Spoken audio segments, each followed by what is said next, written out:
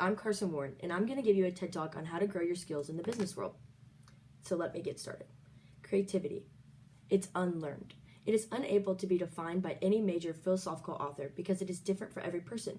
Creativity is demanded, but as kids we are educated out of being creative. In the TED Talk written by Sir Ken Robinson, he says, academic beats intelligence. And I see this every day when my little siblings or my aunt's kids go to school, and they have an art or music class once a week, but math and science every single day. Do not let me get ahead of myself. Math and science are core learning units, but how are math and science and these other core classes going to help you become innovative in this ever-changing, diverse world?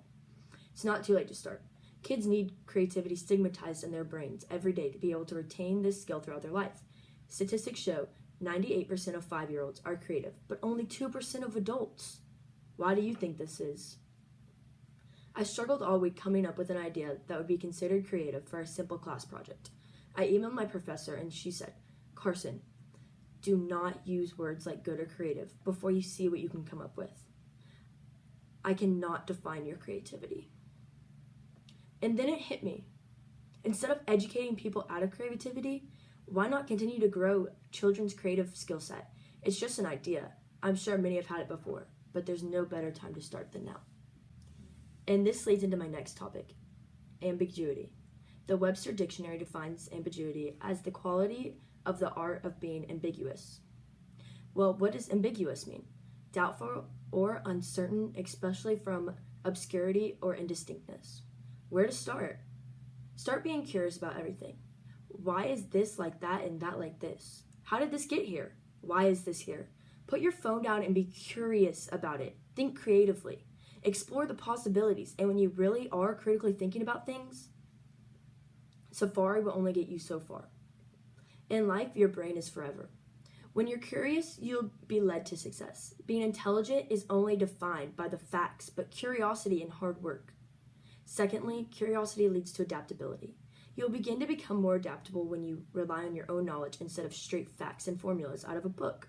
Third, curiosity leads to knowledge. It is a fact that when you are curious about a topic, you are more likely to retain information for longer. I'm not trying to bash on the internet again, but how long do you remember a fact you read on Google? Not as long as the project you took the time to sit down and think about. Lastly, when you begin to be a more curious person, you'll find more happiness in your life. What we are curious about, we are tireless about. What we are tireless about, we work hard at.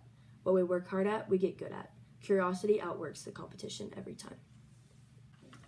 So I'm sure you all are wondering what's next to better your personal skills in a business setting. How can we overcome the fear of being criticized when coming up with new ideas? Divergent thinking in the business setting is necessary for innovation. It's time to move past thinking like everyone else does on the surface level is the only right idea. This year has proved exactly the opposite of that. COVID-19 has struck every area of the world differently, and no government official globally has had to attempt to deal with the global pandemic until this year. So what's the right way to handle it? We saw each country coming up with their own ideas and areas to save their country economically. Italy locked everyone in their house and arrested them if they left. America closed down our nation, but all these ideas just ended up in financial despair. It is the group of innovators constantly bouncing ideas on how to save their people and economy and trying these ideas until one of them has worked. If the project team did not see every idea, good or bad, our country would still be in phase 1 of trying to recover. It's time to stop being scared of the potential failure. Be you, be unique, and think differently. It's a world of innovation and diversity. Take your stand to move farther in the business world. It is a dog-eat-dog world. You need to take your risks to succeed. My next topic of interest is risk and resilience. Your goals for your life are able to be succeeded, but how will you get there and how will you overcome the challenges on the way? Do you think if Steve Jobs gave up his dream of creating Apple after his first failure, that he would be the millionaire he is today and such a common household name? It is important to accept your failure. This is a very hard task for Americans to do. You have to overcome the mountain that says if you fail, give up. No! Maybe you failed on a test or didn't get the job or didn't win the award. But that does not mean that you cannot try again and again and again and get it right next time. Realize your weaknesses and develop them into something greater. Take chances, be a risk taker, try out new things, and broaden your development as a person.